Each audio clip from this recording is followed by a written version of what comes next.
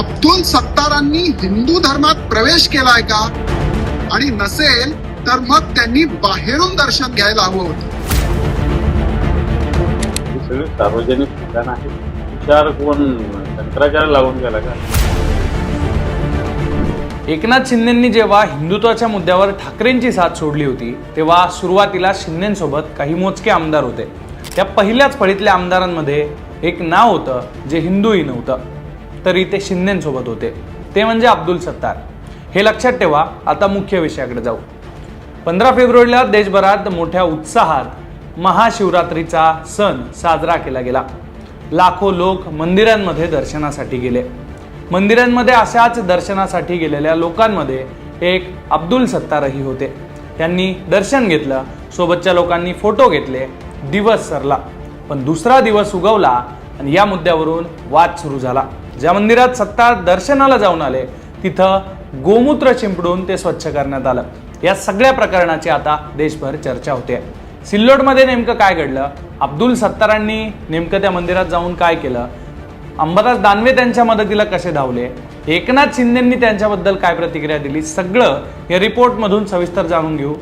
महत्त्वाचं म्हणजे अब्दुल सत्तार यांच्या मंदिरात जाण्यानं आताच अडचण का होते हेच या रिपोर्टमधून सविस्तर जाणून घेऊ. नमस्कार, मी सुधीर काकडे. लोकमतमध्ये तुमचं स्वागत आहे. राज्यातल्या वेगवेगळ्या मंदिरांमध्ये सामान्य माणसांपासून ते दिग्गजांनी महाशिवरात्रीच्या निमित्तानं महादेवाच्या दर्शनासाठी रांग लावलेली दिसली.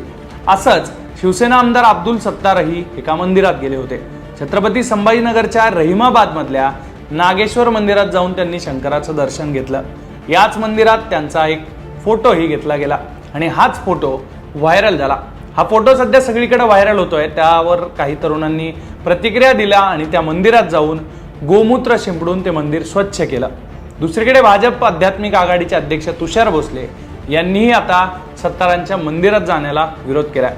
तुषार भोसले नेमकं काय म्हणालेत ते आधी समजून घेऊ, मग पुढे जाऊ. अब्दुल सत्तारांनी हिंदू धर्मात प्रवेश केलाय का? आणि नसेल तर मग त्यांनी बाहेरून दर्शन घ्यायला हवं होतं. आमच्या देवी देवतांची मंदिरं ही काही स्मारकं नाहीये. गर्भगृहाचे धार्मिक नियम असतात. त्याच्यामुळे राजकीय फायद्यासाठी आमच्या धर्माचे नियम मोडू नका. आणि जर तुम्हाला खूपच इच्छा असेल तर हिंदू धर्मात प्रवेश करा आणि मग खुशाल देवी देवतांचे आशीर्वाद घ्या. पण दुसरीकडे आता असाही मुद्दा उपस्थित होतोय की सत्तारांच्या मंदिरात जाण्यावरून आताच वाद का होतोय? कारण डोक्यावर पांढरी गांधी टोपी, अंगात भगवा कुर्ता आणि गळ्यात भगवा गमछा घालून फिरणाऱ्या सत्तारांनी याआधी अनेक मंदिरांना भेटी दिल्यात. सगळ्या समाजाची मिळणारी त्यांना मतं, त्याच मतांवर वारंवार त्यांचं निवडून येणं हीच सत्तारांच्या राजकीय कारकिर्दीची ओळख आहे. 2009, 2014, 19 आणि आता 24 अशा 4 टर्म अब्दुल सत्तार सतत निवडून येत आहेत. भगवा कुर्ता आणि गळ्यात भगवा गमछा घालून फिरणारे अब्दुल सत्तार गेल्या अनेक वर्षांपासून शिवसेनेत तर आहेच, पण त्याआधीही काँग्रेसमध्ये असतानाही त्यांनी असंच राजकारण केलंय. त्यामुळेच अब्दुल सत्तारांना यापूर्वी कधीच धार्मिक ध्रुवीकरणाचं राजकारण करावं लागलं नाही किंवा त्यांना त्याचा फटका बसलेला दिसलेला नाहीये. त्यामुळेच की काय आता त्यांच्या मदतीला अंबादास दानवे जे त्यांच्या विरोधी पक्षातले आहेत ते सुद्धा धावून आलेत. दानवे नेमकं काय म्हणालेत ते पाहूयात. मला असं वाटतं मंदिर असो, मस्जिद असो, हे सगळे सार्वजनिक ठिकाण आहे. तुषार कोण शंकराचार्य लावून गेला का? तो सांगणारा. एखादा जर मुस्लिम माणूस मंदिरात येऊन जर देवाचं दर्शन करत असेल त्याचं स्वागत करावं, त्याला का विरोध करावा?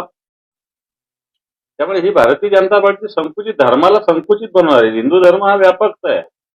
हिंदू धर्म काय सांगतो, अवघे विश्वाचे माझे घर म्हणणारा हिंदू धर्म आहे, लक्षात घ्या.